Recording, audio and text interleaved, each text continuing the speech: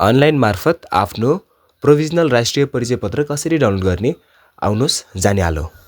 राष्ट्रिय परिचय पत्र प्राप्त गरिसकेका नेपाली नागरिकहरूले पञ्जीकरण विभागको आधिकारिक वेबसाइट citizenportal.donidcr.gov.np/ne ओपन गर्नुपर्छ। अब ENID डाउनलोडमा टच गर्नुहोस्। त्यसमा टच गरिसकेपछि हजुरको पुरा नाम नेपाली र अङ्ग्रेजी दुवैमा राख्नुहोस्, जन्ममिति विवरण सम्बन्ध राख्नुहोस् र नागरिकता जारी भएको मिति पनि राख्नुहोस्। अनि त्यसपछि क्याप्चा कोड तल देखाइएको हुन्छ, त्यसलाई पनि टाइप गरेर राखिदिनुहोस् र खोज्नुहोस् भन्ने अप्सनमा टच गर्नुहोस्।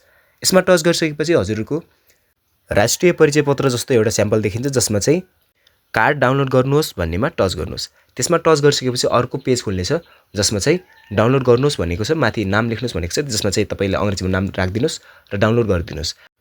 अब यति गरिसकेपछि हजुरहरूको राष्ट्रिय परिचय पत्रको PDF डाउनलोड भयो। जुन PDFलाई खुलाउँदाखेरि त्यो PDF यत्तिकै खुल्दैन, जसमा चाहिँ पासपोर्ट लगेको हुन्छ।